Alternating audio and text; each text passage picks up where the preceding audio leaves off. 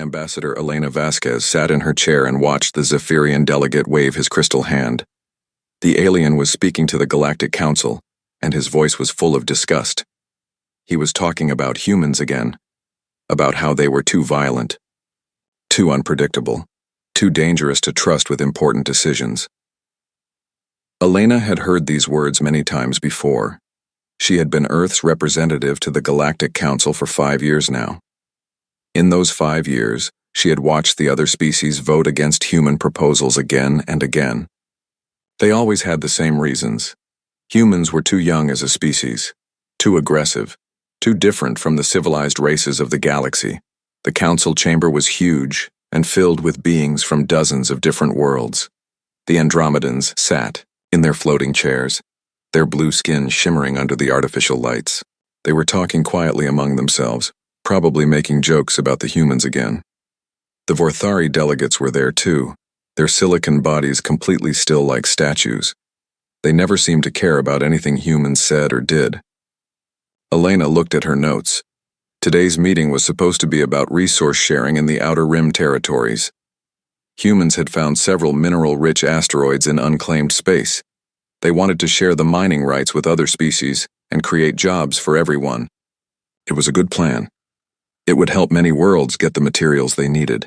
But the Zephyrian delegate was explaining why this was a bad idea. He said humans would use the mining operations to build weapons. He said they would take over the asteroids and keep all the resources for themselves. He said other species could not trust humans to keep their promises. The Andromedan representative stood up next. Her voice was smooth and cold when she spoke. She said humans had a history of fighting wars on their home planet. She said this proved they were not ready to work with peaceful species. She reminded the council about the human wars from centuries ago, as if Elena's people had not learned anything since then. Elena wanted to stand up and speak. She wanted to tell them about all the good things humans had done. About the rescue, missions where human ships had saved alien crews from disasters. About the medical research humans had shared freely with other species. About the trade agreements where humans had been fair and honest, even when they could have taken advantage. But she knew it would not matter. The council had already made up their minds before the meeting started. They always did when it came to human proposals. The vote was called. One by one, the species raised their hands or made their signals to vote no. The Zephyrians voted no. The Andromedans voted no. The Vorthari did not even bother to vote, which counted as a no under council rules. Smaller species that might have supported humans stayed quiet. They were afraid to go against the major powers. Elena watched the final count appear on the chamber's main screen. 47 votes against, 3 votes in favor, 2 abstentions. Another human proposal had failed. The Counselor Prime, a tall being with gray skin and 4 arms, stood to close the meeting. His voice echoed through the chamber as he spoke about maintaining galactic stability. He said the Council's decision was for the good of all species. He said cooperation required careful consideration, and that hasty decisions could lead to problems. Elena had heard this speech before, too. It was the same speech they gave every time they rejected a human proposal. Always the same words about stability and cooperation. But Elena knew the truth. The other species did not want cooperation. They wanted control. As the other delegates began to leave, Elena remained in her seat. She thought about her instructions from Earth. The human government had been very clear. If this proposal was rejected, if the pattern continued, she had permission to take drastic action. Elena had hoped it would not come to this. She had believed that eventually, the other species would see that humans could be trusted, that they would recognize the value of human contributions to galactic society. But after 5 years of constant rejection and humiliation, she knew the truth. The galactic community would never accept humans as equals. The chamber was almost empty now. Only a few delegates remained, talking quietly in small groups. Elena stood up slowly and gathered her materials. Her hands were steady, but her heart was beating fast. She knew that what she was about to do would change everything. Elena walked to the center of the chamber where the main recording equipment was located. She knew her words would be transmitted to every member world within hours. She cleared her throat and spoke in a clear, calm voice. I am Ambassador Elena Vasquez.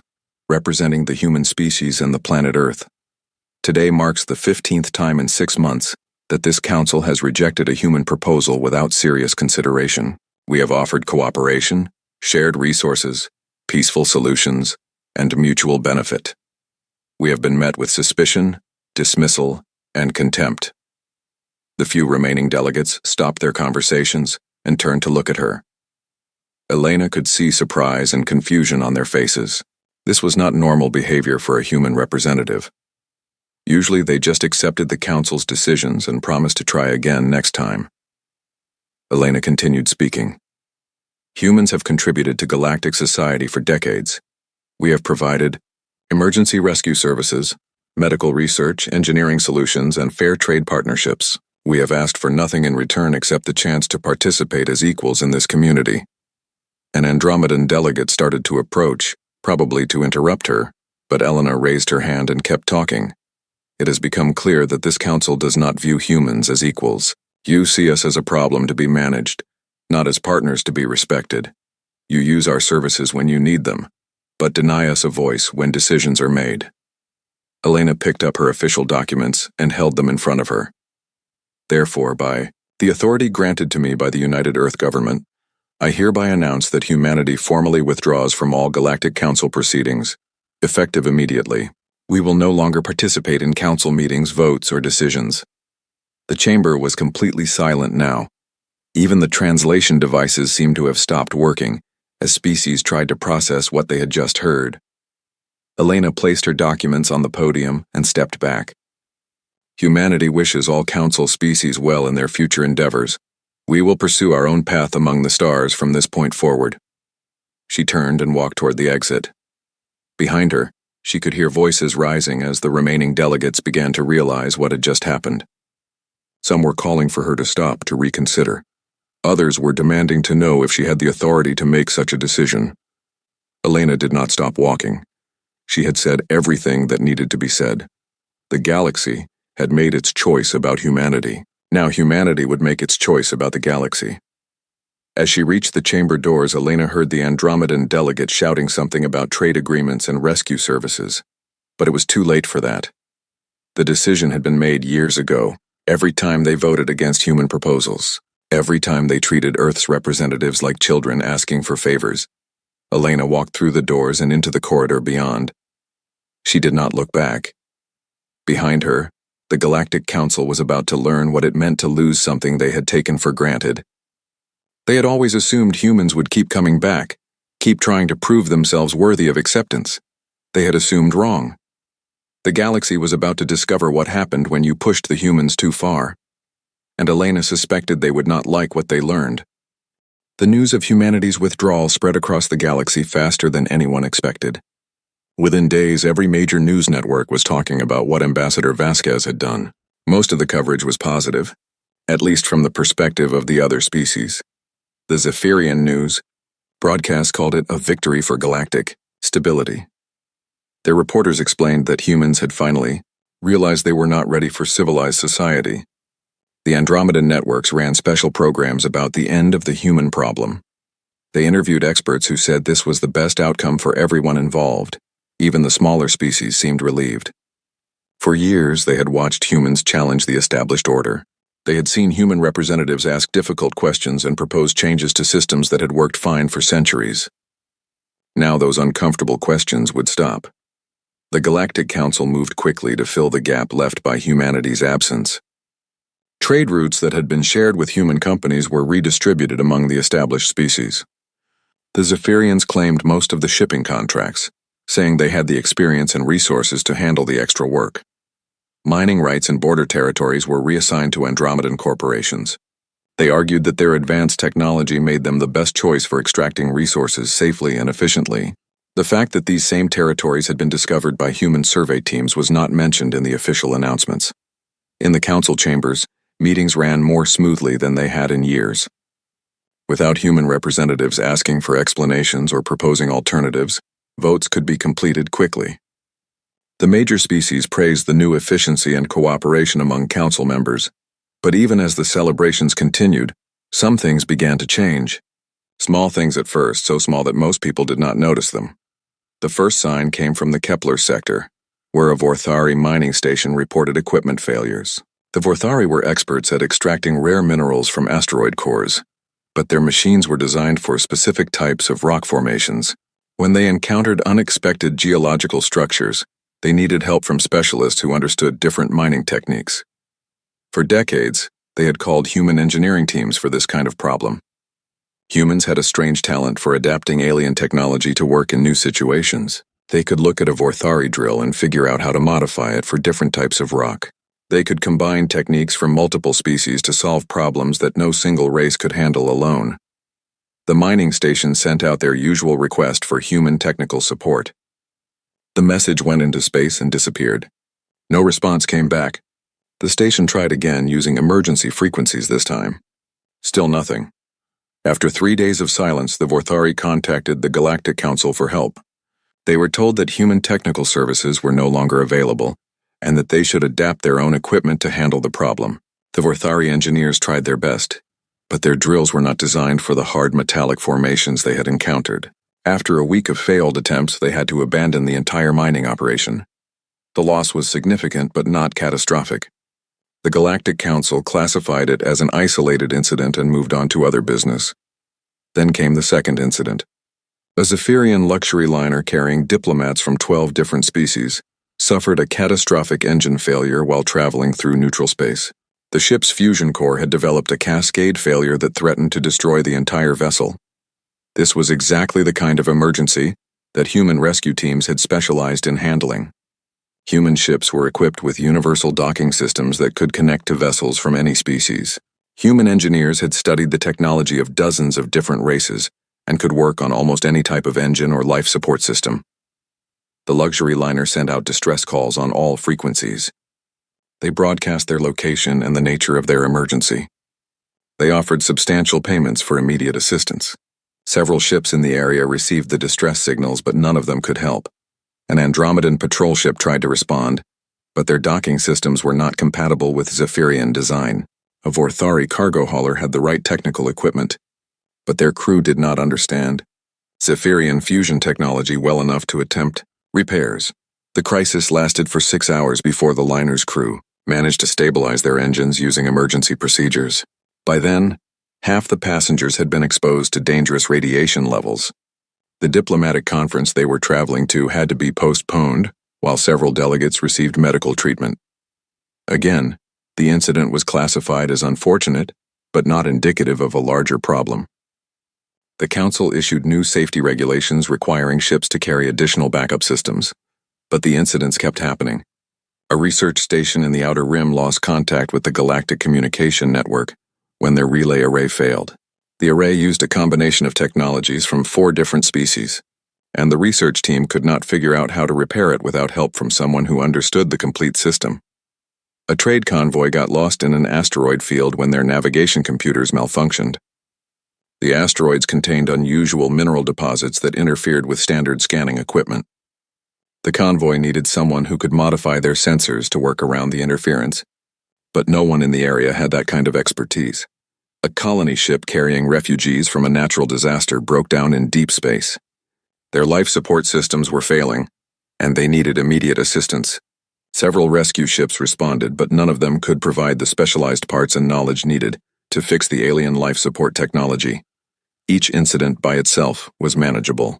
The galaxy had dealt with emergencies before humans came along, and it could deal with them again. But the pattern was becoming clear to anyone who was paying attention. For decades, humans had been the troubleshooters of galactic civilization. When something broke that no one else could fix, you called the humans. When you needed technology from one species to work with equipment from another species, you hired human engineers. When disaster struck and you needed someone who could adapt quickly to unexpected situations, human crews were always ready to help. The other species had taken this for granted. They had assumed that human services would always be available when needed. They had not realized how often they relied on human problem-solving skills to keep their civilization running smoothly.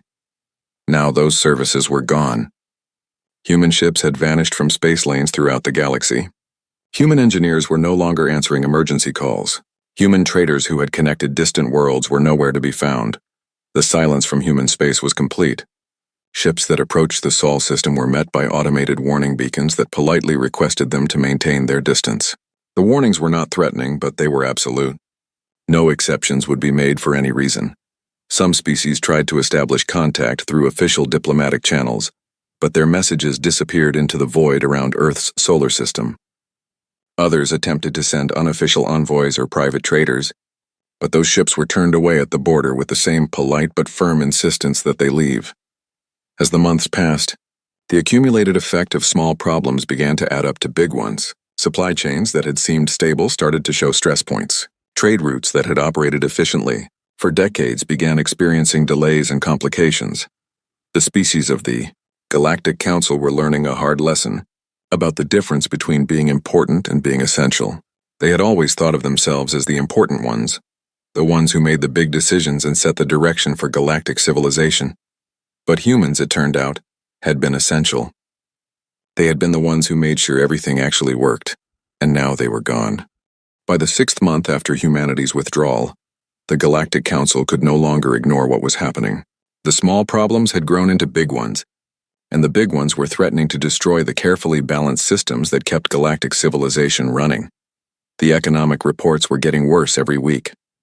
Trade between distant worlds had slowed to a crawl because no one could manage the complex logistics that kept goods moving efficiently. Different species used different transportation methods, different communication protocols, and different standards for everything from cargo containers to fuel types. For decades, human companies had served as intermediaries in this complicated web of commerce. They had learned to work with all the different systems and had developed methods for connecting incompatible technologies. A Zephyrian merchant could sell goods to an Andromedan colony through human traders who understood both species' requirements and could handle all the technical details. Without those human intermediaries, trade became much more difficult and expensive. Species had to deal directly with each other, which meant learning new systems and investing in specialized equipment for each trading partner. Many smaller companies simply gave up and stopped trading with certain species altogether. The problems went far beyond trade and commerce. Security throughout the galaxy was falling apart. For years, human patrol fleets had maintained order in border regions and neutral territories. They had been good at this job because they understood how different species thought and could communicate with everyone effectively. Human security teams had also been willing to take on dangerous assignments that other species avoided, chasing pirates through asteroid fields, investigating distress calls in unexplored regions, and mediating disputes between hostile factions were all jobs that humans had handled routinely. Without human patrols, pirate attacks increased dramatically. Criminal organizations that had been kept in check for decades suddenly found themselves operating in areas with no effective law enforcement. Shipping companies had to hire expensive private security or avoid certain routes entirely. Several border conflicts that had been peacefully managed by human mediators flared up into actual fighting. The Galactic Council tried to send peacekeeping forces, but they discovered that different species had very different ideas about what peace meant and how to achieve it. Research and exploration efforts also suffered badly. Human survey teams had been responsible for mapping large sections of the galaxy and establishing contact with new species. They had been good at this because they approached unknown situations with curiosity, rather than fear or superiority. Many research stations found themselves cut off from support when their communication systems failed. The stations used complex networks that combined technologies from multiple species, and maintaining these networks required people who understood all the different components. Human technicians had provided this service throughout the galaxy, traveling from station to station to perform repairs and upgrades. Without them, research facilities began losing contact with each other and with their homeworlds. The Andromedan Federation was the first major power to acknowledge the crisis publicly. Their Economic Council released a report admitting that the loss of human services was causing significant disruptions to their trade networks and industrial operations. The report tried to maintain dignity by suggesting that these problems were temporary. It claimed that Andromedan engineers were working on solutions that would replace human capabilities within a few years. But privately, Andromedan leaders were much more worried. The Zephyrian Empire was facing even worse problems. Their merchant fleets had expanded rapidly over the previous decades by taking over shipping routes that had originally been developed by human companies. But Zephyrian ships were not designed for the kind of flexible, multi-species operations that these routes required. Zephyrian vessels were efficient when carrying cargo between Zephyrian worlds, but they struggled when dealing with the different docking systems, communication protocols, and environmental requirements of other species. Delivery times increased, costs went up, and customer satisfaction dropped dramatically. The smaller species in the Galactic Council were suffering the most. They had depended heavily on human services because they did not have the resources to develop their own solutions for complex technical problems. Without human support, many of their industries were grinding to a halt. The Vorthari Collective announced that they were suspending mining operations in 12-star systems because they could not maintain their equipment without human technical assistance. The Tau Ceti Alliance reported that 3 of their colonies were experiencing critical shortages because supply shipments were no longer getting through. As the crisis deepened, some species began to swallow their pride and reach out to humanity directly. The Andromedan Federation sent an unofficial envoy to the edge of the Sol system with an offer of renewed partnership and mutually beneficial cooperation. The automated response from human space was polite but devastating. The message thanked the Andromedan Federation for their interest in re-establishing relations and suggested that they direct all diplomatic inquiries to the Galactic Council.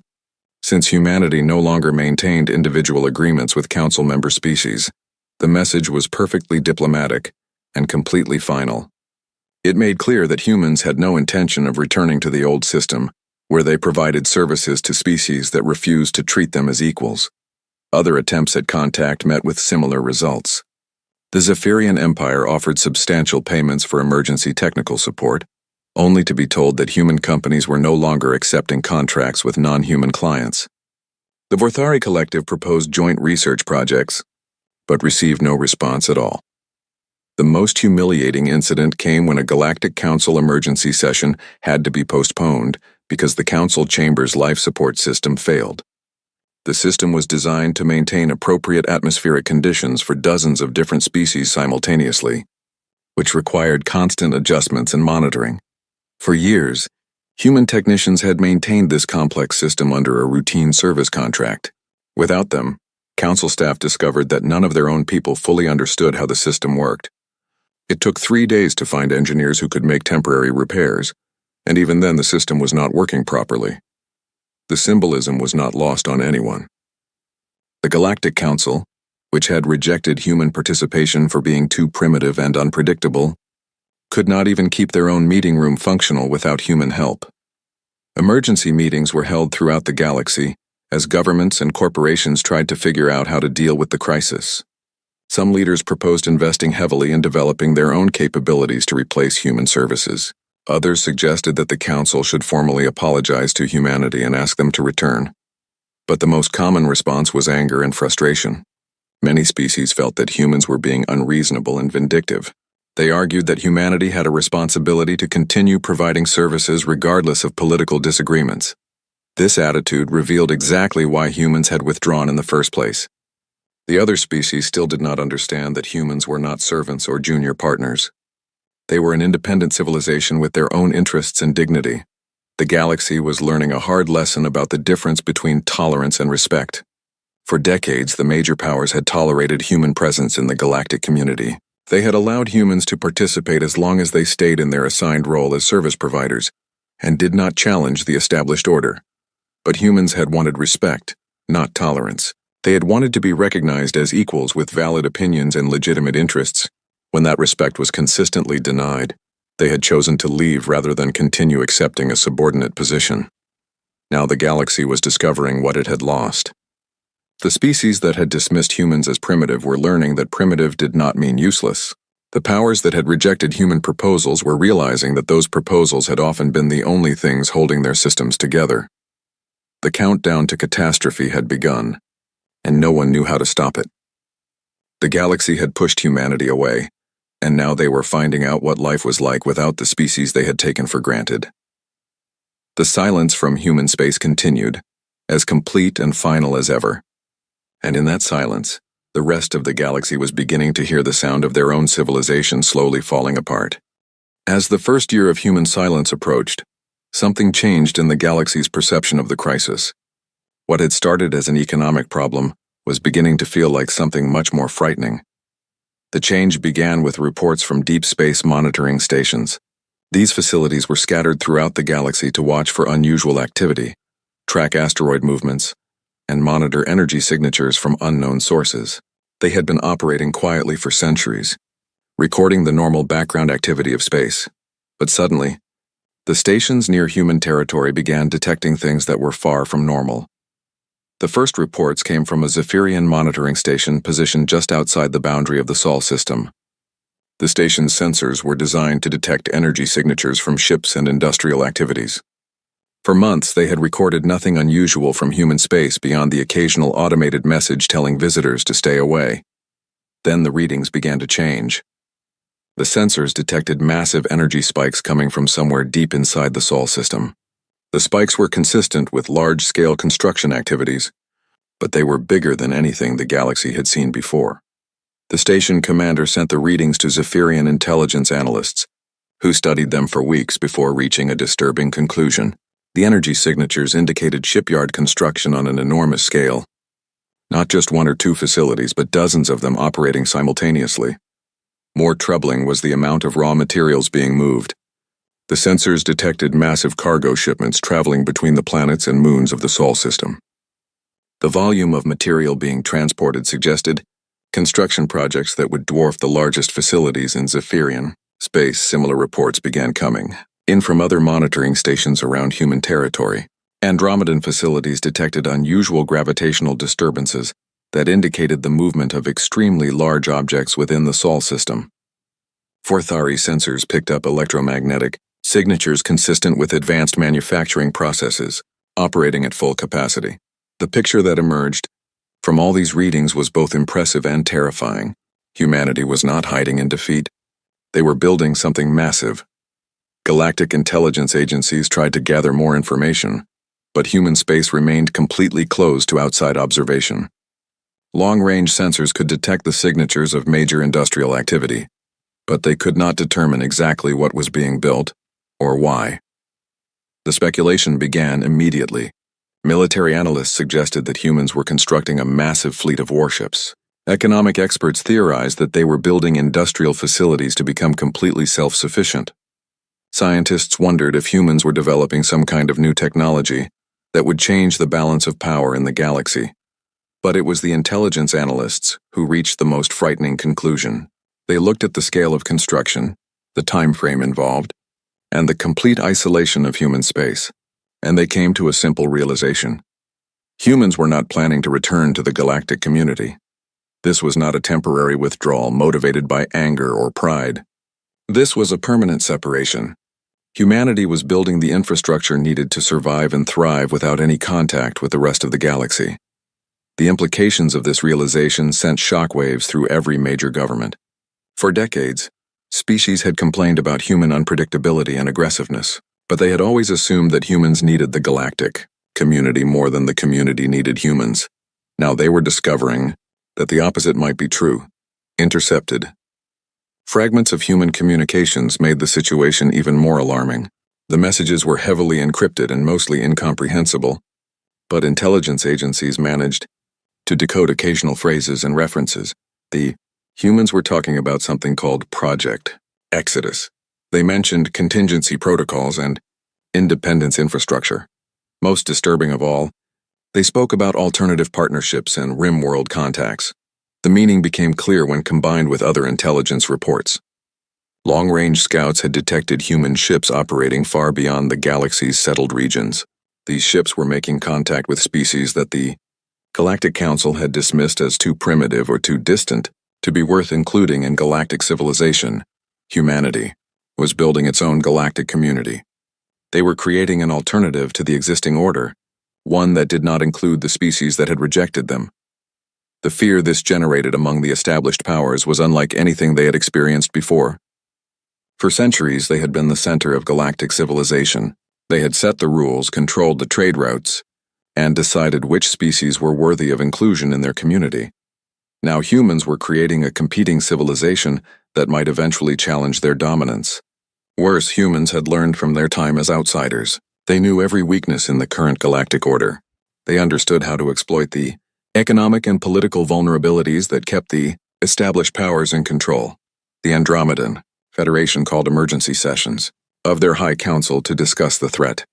Military leaders argued for preemptive action against human space, but economists pointed out that such action would only accelerate the collapse of their own economy. The Zephyrian Empire conducted detailed war games to assess their chances in a conflict with humanity. The results were disturbing. Human territory was now completely unknown, which made military planning impossible. Worse, any attack on human space would likely unite all of humanity's new allies against the Zephyrian Empire. The smaller species in the Galactic Council were even more frightened. They had always depended on the protection of the major powers, but now they faced the possibility of being caught between two competing galactic civilizations.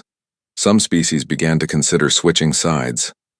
If humanity was building a new galactic order that welcomed smaller species as equals, that might be preferable to remaining junior partners in the current system. The fear was made worse by uncertainty. No one knew exactly what humans were building or when they would reveal it. The monitoring stations continued to detect massive construction activities, but the purpose remained mysterious. Intelligence analysts worked around the clock to interpret the data, but they could only guess at human intentions. Some reports suggested that humans were building exploration fleets to expand into unexplored regions of the galaxy. Others indicated that they were constructing massive defensive installations around their territory. The most frightening possibility was that humans were doing both. They might be preparing to defend their space while simultaneously expanding into new regions and recruiting new allies. As months passed, the fear began to affect decision-making throughout the galaxy. Trade agreements that had been stable for decades were suddenly questioned, as species worried about their strategic implications. Military alliances were reviewed in light of the potential human threat. The Galactic Council held numerous closed sessions to discuss the situation, but they could not agree on a response. Some members wanted to make peace with humanity before it was too late. Others insisted that showing weakness would only encourage human aggression. The debates revealed deep divisions within the galactic community. Species that had been allies for centuries began to suspect each other's motives. Everyone was trying to position themselves advantageously for whatever was coming next. Meanwhile, the reports from human space continued to suggest ever larger construction projects. The energy signatures were growing stronger. The material shipments were getting bigger. The electromagnetic signatures indicated technological development at an unprecedented pace. Whatever humans were building, it was almost ready. And the galaxy was about to discover what happened when you underestimated the species you had dismissed as primitive and unpredictable. The silence from human space had become more threatening than any declaration of war. In that silence, the rest of the galaxy could hear the sound of their own obsolescence approaching. The humans had been students of galactic civilization for decades. They had learned every lesson the galaxy had to teach about politics, economics, technology, and warfare. Now they were about to become the teachers, and the galaxy was not ready for the curriculum they had prepared. 18 months after Ambassador Vasquez had walked out of the Galactic Council chambers, human ships finally emerged from the Sol system. When they appeared on long-range sensors throughout the galaxy, everyone stopped what they were doing to watch. The ships were unlike anything anyone had seen before. They were sleek and powerful, but more importantly, they were clearly built using technologies from dozens of different species. The hull designs showed Andromedan influence, but the engine signatures were distinctly Zephyrian. The defensive systems appeared to be based on Vorthari technology, but they had been improved and integrated in ways that their original creators had never imagined. These were not just human ships. They were the products of everything humans had learned during their decades in the galactic community. Every species' technology had been studied, understood, and improved upon. Every innovation had been combined with others to create something entirely new. But the most shocking thing about the human ships was not their technology. It was their destination. They did not head toward Galactic Council space.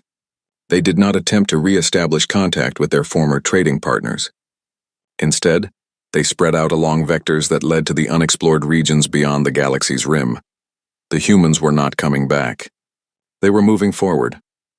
Long-range tracking stations followed the human fleets as they traveled to star systems that the Galactic Council had never bothered to explore.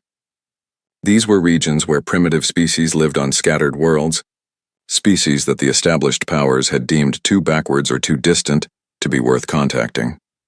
But humans had apparently been in contact with these species for months. As the human fleets arrived at their destinations, they were met by ships from dozens of different worlds. These were not random encounters. They were planned rendezvous with allies who had been waiting for the humans to arrive. The scope of what humans had accomplished during their isolation became clear over the following weeks. While the Galactic Council had been struggling with economic collapse and infrastructure failures, humans had been quietly building an entirely new galactic civilization. They had made contact with species that had never been invited to join the Galactic Council. They had offered these species partnership instead of subordination, respect instead of tolerance. They had shared technology and knowledge freely, treating distant worlds as equals rather than subjects. The response had been overwhelmingly positive. Species that had been ignored by the galactic community for centuries were eager to join an organization that valued their contributions. Worlds that had been dismissed as too primitive were excited to participate in a civilization that saw potential rather than problems. The final message from humanity came 18 months and 3 days after their withdrawal. It was broadcast simultaneously to every inhabited system in the galaxy, using communication networks that humans had built during their time of silence. Ambassador Elena Vasquez appeared on screens throughout galactic space. She looked older than she had during her final speech to the Galactic Council, but her voice was strong and confident when she spoke. Citizens of the galaxy, she began. 18 months ago, humanity withdrew from the Galactic Council because we were not treated as equals. We were seen as servants rather than partners, as problems to be managed rather than allies to be respected. The message was being translated into hundreds of languages simultaneously, reaching species that had never heard a human speak before. During this time of separation, humanity has learned valuable lessons about cooperation and mutual respect. We have discovered that the galaxy is much larger and more diverse than the Galactic Council ever acknowledged. We have found that species dismissed as primitive often have wisdom and capabilities that surpass those of the self-proclaimed civilized worlds. Elena paused for a moment, and when she continued, there was something like sadness in her voice. We thank the Galactic Council for teaching us these lessons. Even though they were not the lessons you intended to teach, you showed us the price of being underestimated. You demonstrated the cost of assuming that cooperation means submission. You proved that true partnership requires mutual respect, not just mutual benefit. The image behind Elena changed to show star maps of the galaxy's outer regions. Hundreds of systems were highlighted, representing worlds that most council species had never heard of. Humanity has chosen to pursue a different path. We have formed partnerships with species throughout the galaxy, who share our belief that every civilization has something valuable to contribute. We have built trade networks based on equality rather than exploitation. We have created defense agreements founded on mutual aid rather than protection for tribute. Elena's voice grew stronger as she continued. Terran Coalition now includes over 200 species from across the galaxy. We invite any world that values true cooperation to join us in building something better than what has come before. We offer partnership to anyone willing to treat others as equals. The star map expanded to show the full scope of the coalition. It stretched across regions of space that the Galactic Council had never explored, connecting worlds that had been isolated for millennia. To the species of the Galactic Council, we harbor no ill will. Your civilization has brought order and stability to many worlds, and that is an achievement worthy of respect. But your time as the galaxy's only major power is ending. The universe is too large and too diverse to be controlled by a few species who believe they know what is best for everyone else. Elena looked directly into the camera, and her final words carried the weight of absolute certainty. The galaxy belongs to all of its inhabitants, not just the ones who got there first. Humanity will ensure that every species has the chance to reach for the stars as equals. We invite you to join us in this effort, but we will proceed without you if necessary. The transmission ended, leaving the galaxy in stunned silence. In the days that followed, the full scope of what humans had accomplished became clear. The Terran Coalition was not just a collection of primitive worlds. It was a functioning galactic civilization with its own trade networks, communication systems, and defensive capabilities. More importantly, it was everything the Galactic Council had failed to be. Species that joined the coalition were treated as full partners from the moment they arrived.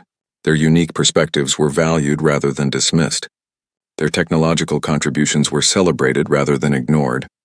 The coalition's approach to governance was radically different from the council's hierarchical system.